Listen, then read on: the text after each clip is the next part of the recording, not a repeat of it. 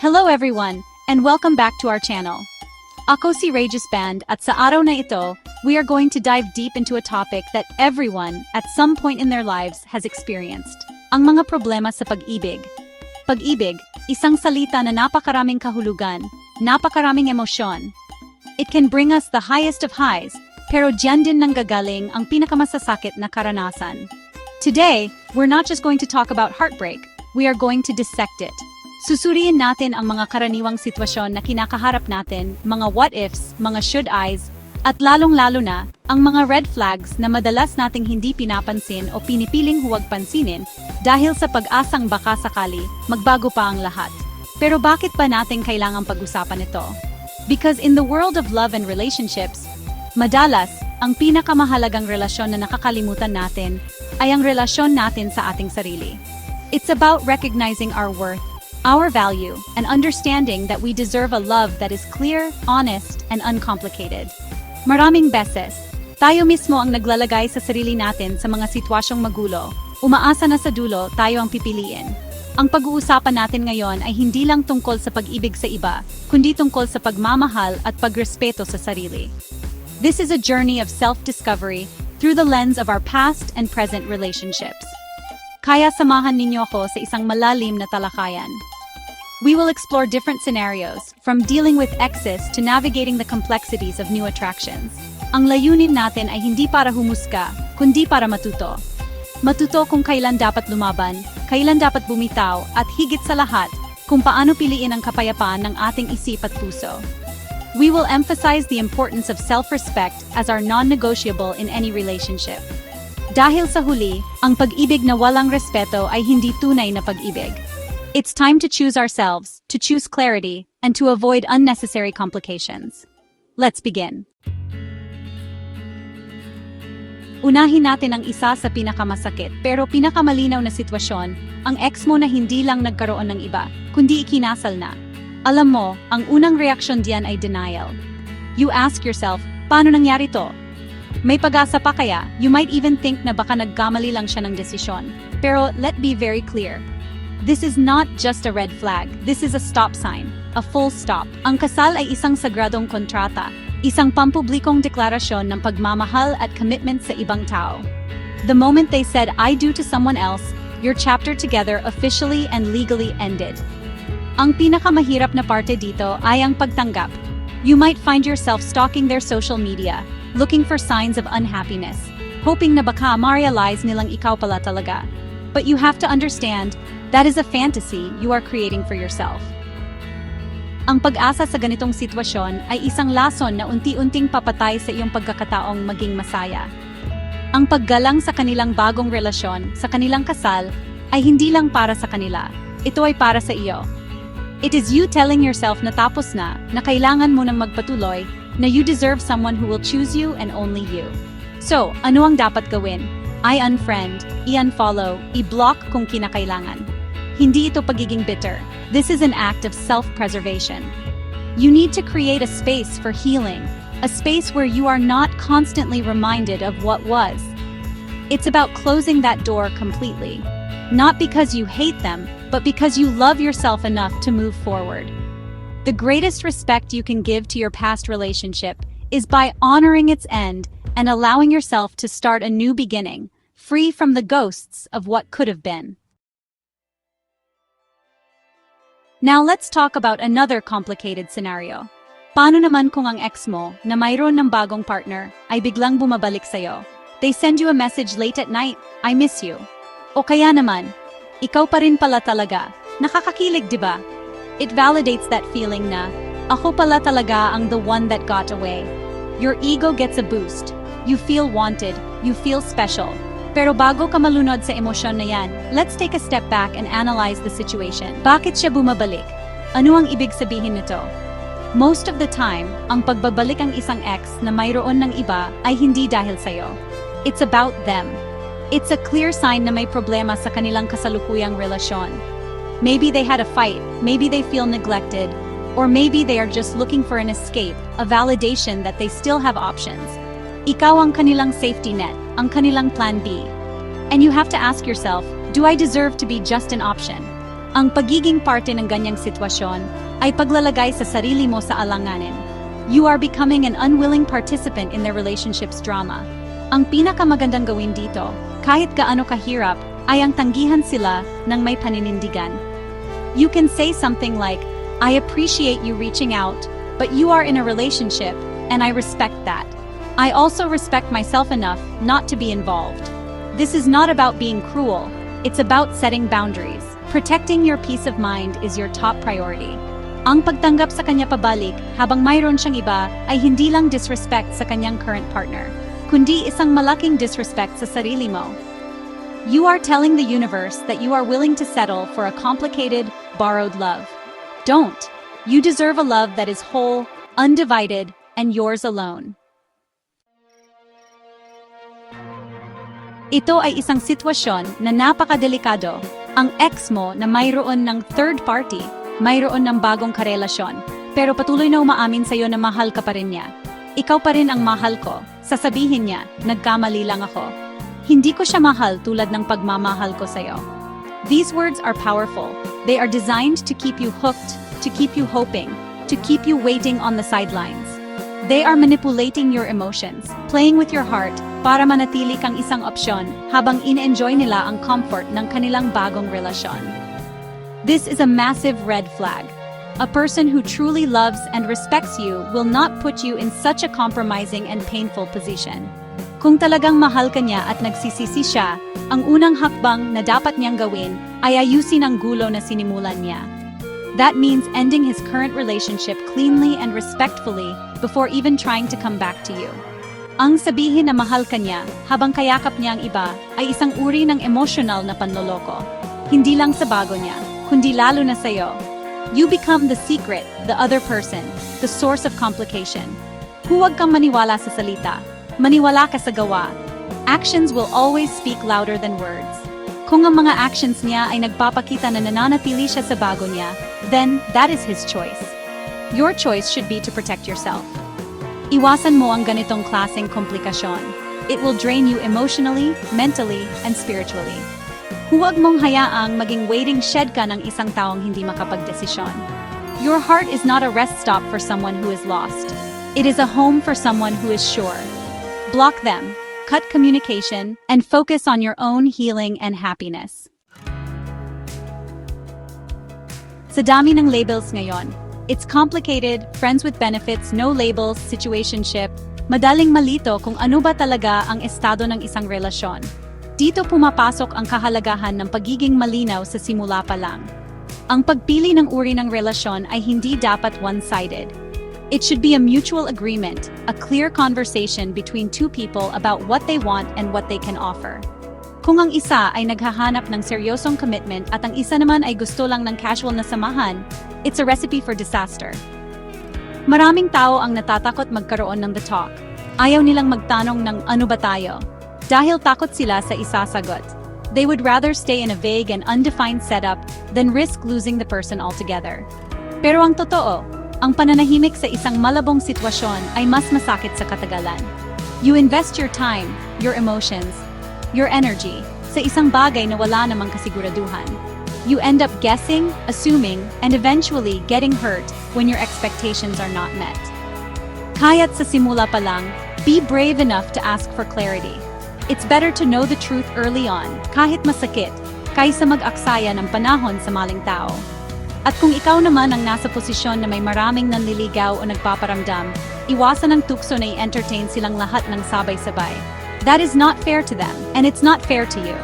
It creates a web of complications and potential heartaches. Choose one. Piliin mo yung taong handang magbigay sa'yo ng relasyon na malinaw, tapat, at may respeto. A relationship where you don't have to constantly ask, ano ba tayo? Because you both know and you are both committed to it. Ang breakup ay parang isang sugat. Kailangan nito ng oras, atensyon, at tamang pangangalaga para maghilom. Pero madalas, sa kagustuhan nating takasan ng sakit, we jump into the next available distraction. Ito yung tinatawag na rebound relationship. You find someone new, not because you genuinely like them, but because you don't want to be alone. You use them as a band-aid to cover the wound, hoping it will magically heal. Pero ang totoo, you are just delaying the healing process. Ang pinakamahalagang panuntunan pagkatapos ng isang breakup ay bigyan mo ang sarili mo ng sapat na panahon para magluksa at magilom. Crying is okay. Feeling sad is okay. It's part of the process. Allow yourself to feel the pain, to process the loss, and to understand what went wrong. This period of solitude is not about loneliness. It's about self-reflection and rediscovery. Sino ka ba talaga sa labas ng relasyong yon? Ano ang mga pangarap mo na naisantabi mo? This is your chance to reconnect with yourself. Iwasan ang rebound relationships at all costs. It's unfair to the new person because you are not giving them a genuine chance. You are just using them as a replacement. At higit sa lahat, it's unfair to yourself. You are not allowing yourself to heal properly at dinadala mo ang mga baggage at unresolved issues mo from your past relationship into the new one. So take your time. Heal at your own pace. Mag-focus sa iyong sarili, sa iyong mga kaibigan, sa iyong pamilya, sa iyong career. When you are finally whole and happy on your own, that's the only time you are truly ready to enter a new, healthy, and loving relationship. Lahat tayo ay may mga what-if sa buhay, yung mga taong hinangaan natin noon na hindi naging tayo. At sa tulong ng social media, it's so easy to reconnect. Isang friend request o follow lang and suddenly they are back in your life. Pero paano kung nalaman mo na yung ex-crush mo ay taken na? Mayroon na siyang partner, mayroon ng commitment sa iba. Dito na kailangang pumasok ang respeto at paglalagay ng hangganan. Ang patuloy na pakikipag-usap, lalo na kung malalim at personal na, sa isang taong mayroon ng karelasyon ay isang mapanganib na laro. It may start innocently, kamustahan lang, biruan. Pero habang tumatagal, it can lead to emotional attachment. You might find yourself sharing things with them that you should be sharing with a potential partner. Or worse, they might start sharing things with you that they should be sharing with their actual partner. This creates an emotional affair, a gray area na puno ng komplikasyon at potential na makasakit ng ibang tao. Ang pinakamainam na gawin ay magbigay ng respeto sa kanilang relasyon. Keep your conversations light, brief, and public if possible. Iwasan ang mga late-night chats, ang pag-share ng mga personal na problema, o ang pag-reminisce tungkol sa what could have been. Your intention might be pure, pero you can never control how the other person will interpret it or how their partner will feel about it. Kung talagang pinapahalagahan mo ang friendship, ang pinakamagandang paraan para ipakita yon ay ang pagrespeto sa kanilang commitment. Put yourself in their partner's shoes. Would you be comfortable with it? If the answer is no, then you know what to do. Lumayo at panatilihin ang tamang distansya. Isa sa pinakamasakit na bitag ng pag-ibig ay ang paghihintay sa isang taong hindi pa nakaka-move on sa iba, o mas malala, sa isang taong mayroon pang ibang karelasyon. You tell yourself, maghihintay ako. Baka sakaling ako ang piliin niya sa huli. You put your own love life on hold, turning down other opportunities because you're clinging to a sliver of hope that they will eventually choose you. You become a martyr in your own love story, sacrificing your own happiness for a future that is not guaranteed. Let me tell you this. Ang paghihintay sa isang taong hindi available ay isang anyo ng self-sabotage. You are willingly placing yourself in a state of limbo where your happiness is dependent on someone else's decision. Ang buhay mo ay umiikot sa kanya, sa mga what-ifs, sa mga sana. Every text message gives you hope, and every silence breaks your heart. This emotional roller coaster is exhausting and damaging to your self-worth. You are essentially telling yourself that you are not worthy of a love that is ready and available for you right now.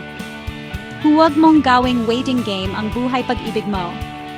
You deserve someone who is sure about you from the start. Someone who doesn't need to compare you with anyone else. Someone who chooses you freely and wholeheartedly. Kung ang taong hinihintay mo ay mayroon pang iba, ang pinakamagandang regalo na maibibigay mo sa sarili mo ay ang kalayaan. Let them go. Mag-move on. Open yourself up to new opportunities and new people.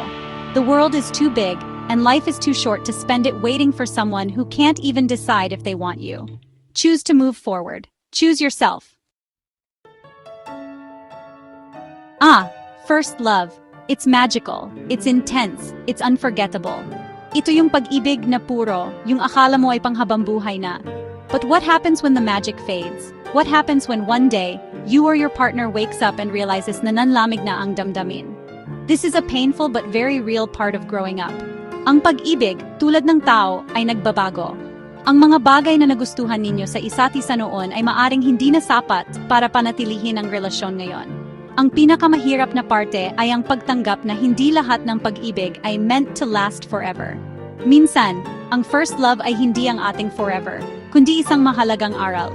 It teaches us how to love, how to be vulnerable, and how to get hurt. Kapag nanlamig na ang damdamin, madalas sinusubukan nating pilitin. We try to bring back the spark. We go back to old routines, hoping to reignite a flame that has already died out. Pero ang pagpilit sa isang relasyon na hindi na gumagana ay parang pagsusuot ng sapatos na hindi na kasya. Masakit at nakakapagod. Ang kailangan dito ay katapatan, una sa sarili at pangalawa sa partner mo. It's braver and more loving to admit na, hindi na tulad ng dati, kaysa magpanggap at hayaan ang isa't isa na mabuhay sa isang kasinungalingan. It will hurt, of course. There will be tears and heartbreak. Pero ang pag-let go ay nagbibigay daan para sa pareho ninyong makahanap ng kaligayahan na mas totoo at mas angkop para sa kung sino na kayo ngayon. Tanggapin ang pagbabago. Cherish the memories of your first love, but don't let it stop you from finding the love that is meant for your future. Ito ang classic na love triangle. Nasa isang relasyon ka na, pero biglang bumalik ang ex mo at ngayon nalilito ka kung sino ang pipiliin. O kaya naman, ikaw yung bago at nalaman mo na yung partner mo ay kinokonsidera pa ring bumalik sa ex niya. Sa kahit anong anggulo mo tingnan, this situation is a minefield of emotions, a recipe for heartbreak for at least one person, and most likely for everyone involved. The moment a third party enters the picture, the relationship is no longer a safe space. Kung ikaw ang nasa gitna, the fact that you are confused is already a sign that something is wrong. A person who is truly happy and committed in their current relationship will not be swayed by the return of an ex. Your confusion is a disservice to your current partner. They deserve someone who is 100% sure about them, not someone who sees them as one of two options. The best and most decent thing to do is to be honest. But more importantly, you need to step back and figure out what you really want, alone. Huwag mong gamitin ang dalawang tao para ma-figure out ang nararamdaman mo. At kung ikaw naman ang bago o ang ex na pinagpipilian, my advice is simple. Lumayo ka. Why would you want to be with someone who is not sure about you? Why would you fight for a spot in someone's life that should be freely given? Ang pag-ibig ay hindi isang kompetisyon. You deserve to be chosen, not to be an option. Ang pagpili na lumayo sa isang komplikadong sitwasyon ay hindi pagkatalo. It is an act of supreme self-respect. It's you saying, my heart is too valuable to be part of a maybe. Let them sort out their own mess. Your peace of mind is more important. Sa unang tingin, parang magandang problema ito. Maraming nagkakagusto sa'yo. Maraming options. It's flattering. It boosts your confidence. You feel desirable. You feel powerful. Pwede kang mamili. Pero kasama ng kapangyarihang yan ay isang malaking responsibilidad. How you handle this situation will define your character. Ang pagkakaroon ng maraming admirers ay pwedeng maging source ng validation. Pero pwede rin itong maging source ng gulo at sakit kung hindi mo hahawakan ng tama. Ang tukso dito ay ang i-entertain silang lahat. A little flirt here, a little date there. You might think, wala namang masama, namimili lang ako. Pero you have to remember that on the other side of that flirtation is a real person with real feelings. Ang pagbibigay ng maling pag-asa sa maraming tao ng sabay-sabay ay hindi patas. You are leading them on, making them invest emotionally, when in reality, you are just enjoying the attention. This can create a chain reaction of disappointment and hurt feelings. Ang tamang gawin ay maging tapat at malinaw. If you are genuinely interested in getting to know someone, then focus on that one person. Give them a real chance. At sa mga iba, be honest but kind. You can say that you appreciate their interest, but you are currently focusing on someone else, or you are not ready for a relationship. Ang pagpili ng relasyon na may malinaw na kasunduan at respeto ay mas mahalaga kaysa sa temporaryong ego boost na bigay ng maraming admirers. In the end, you don't need an audience. You just need one person who sees you, chooses you, and is willing to build something real with you. Ang selos. Sabi nila, it's a sign of love. Nagsiselos yan kasi mahal ka niya. To a certain extent, may katotohanan yan. A small amount of jealousy can be healthy. It can be a reminder not to take your partner for granted. It shows that you value the relationship and you are afraid to lose it. It becomes a problem, however, when it becomes excessive, controlling, and irrational. Kapag ang selos ay nagiging sanhi ng away, pagdududa, at paghihigpit, hindi na ito pagmamahal. Ito ay nagiging lason. Ang sobrang selos ay madalas na nag-ugat hindi sa ginagawa ng partner mo, kundi sa sarili mong insecurities. It could be from past traumas, a fear of abandonment, or low self-esteem. You project your fears onto your partner, accusing them of things they haven't done, checking their phone, controlling who they talk to. This kind of behavior suffocates the relationship. It erodes trust, which is the very foundation of any healthy partnership. Walang relasyon ang mabubuhay sa isang environment ng constant suspicion and accusation. Ang gamot sa selos ay hindi paghihigpit, kundi komunikasyon at pagtitiwala. Mag-usap kayo. Instead of accusing, express how you feel. Say, I feel insecure when, instead of, you are doing this to make me jealous. This opens a door for a conversation, not a fight. And for the person being accused, reassurance is key. A little bit of ikaw lang, wala nang iba can go a long, long way. But most importantly, the person who feels jealous needs to work on their own self-worth. You have to believe that you are enough, that you are worthy of love, so you don't have to constantly fear losing it. May mga sitwasyon sa pag-ibig na parang isang kumunoy. The more you struggle, the deeper you sink.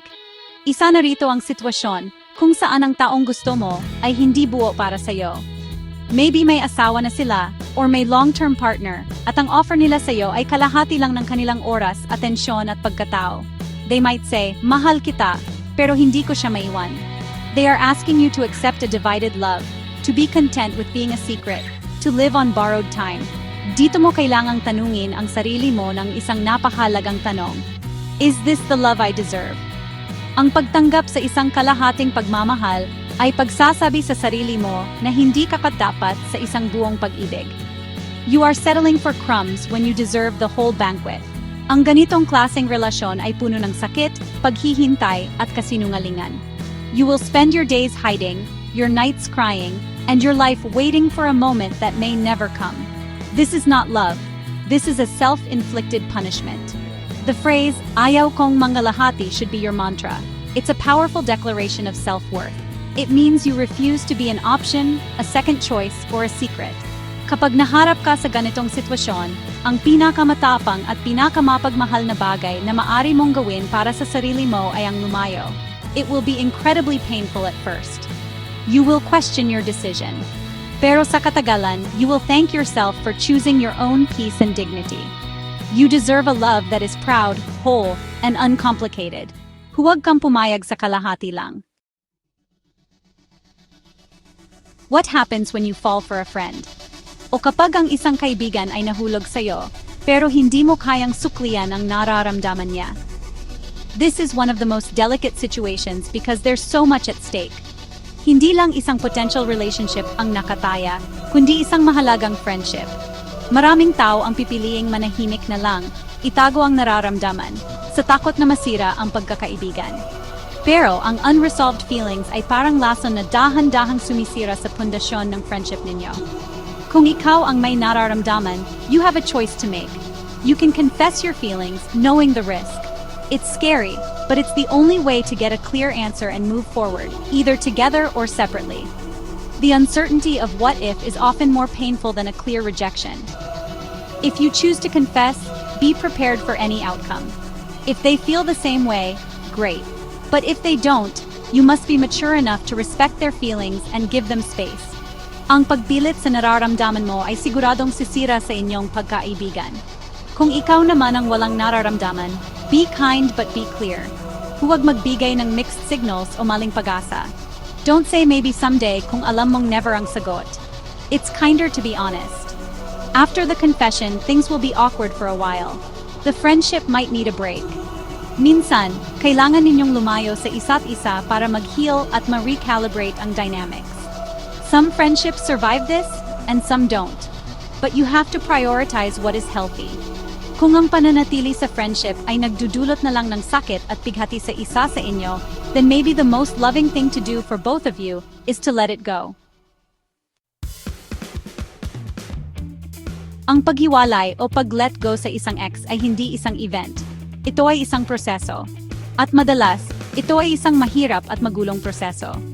May mga exes na nananatiling kaibigan, may mga exes na nagiging kaaway, at may mga exes na kailangan mo talagang burahin sa buhay mo para sa iyong sariling kapakanan.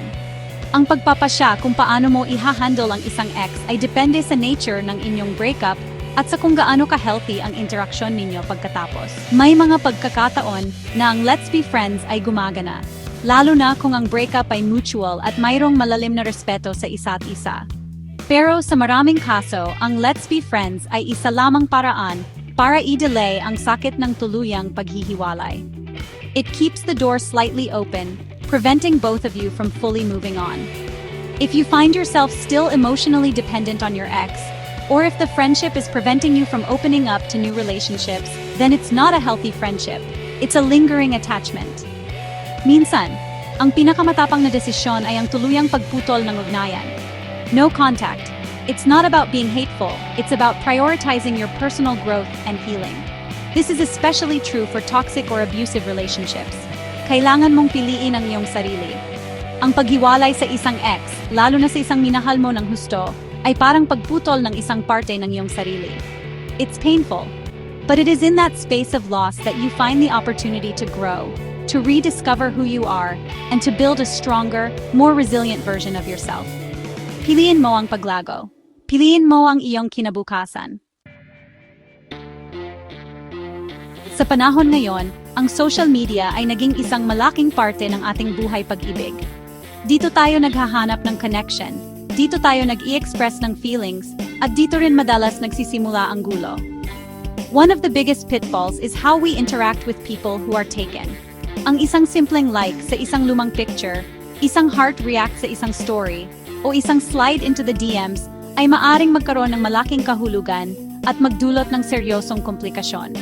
Kailangan nating gamitin ang social media ng responsable at may respeto. Kung alam mong may partner na ang isang tao, there are certain boundaries you should not cross. Iwasan ang sobrang pag-engage sa kanilang content, lalo na kung ito ay may bahid ng kalandian. Huwag mag-post ng mga cryptic na status na patama sa kanila. Huwag mag-send ng mga private message sa alanganing oras. These actions, intentional or not, are disrespectful to their partner and their relationship. It creates doubt, jealousy, and conflict. Think of it this way. Every public interaction is visible to their partner. Every private message is a secret you are creating with someone who is committed to another person. You have to ask yourself, what is my intention? Kung ang intention mo ay para lang manggulo o sumubok, then you are part of the problem. Use social media to build connections, not to break them. Respect other people's relationships the way you would want your own relationship to be respected. In the digital world, as in the real world, integrity and respect are paramount. Iwasan ang komplikasyon. Choose to be a person of character, both online and offline. At dito nagtatapos ang ating malalim na pagsusuri sa iba't ibang problema sa pag-ibig. We've talked about exes, third parties, selos, and the importance of clarity. Kung may isang bagay na sana ay natutunan natin sa araw na ito ay ang katotohanan na sa lahat ng uri ng relasyon, ang paggalang sa sarili at paggalang sa iba, ay hindi kailanman dapat mawala. Ang mga sitwasyong pinag-usapan natin ay mga paalala na sa paghahanap ng pag-ibig, hindi tayo dapat makalimot sa ating sariling halaga. Hindi natin kailangang maging option, maging sikreto, o maging panakiputas. Ang pag-ibig ay hindi dapat maging isang battlefield. Hindi ito dapat maging isang laro ng hulaan o isang kompetisyon kung saan kailangan mong patunayan ang iyong halaga. The right love will not ask you to sacrifice your peace of mind. The right love will not put you in a complicated, confusing, and painful situation. Ang tunay na pag-ibig ay nagbibigay liwanag, hindi ito nagdudulot ng kadiliman at pagdududa. Kaya't ang hamon sa ating lahat ay ang maging mas matalino at mas matapang sa pagpili ng mga taong pinapapasok natin sa ating buhay at sa ating puso. Let's make a commitment to ourselves today. Piliin natin ang mga relasyon na tapat, malinaw, at walang komplikasyon. Let's choose partners who are sure about us, who respect us, and who add value to our lives. At higit sa lahat, piliin natin ang ating sarili. Piliin natin ang kapayapaan ng ating puso at isipan. Dahil sa huli, ang pinakamatatag na pundasyon para sa isang masaya at malusog na buhay pag-ibig ay ang isang buo at matatag na pagmamahal para sa sarili. Thank you for joining me in this conversation. Until next time, stay wise and love yourself first.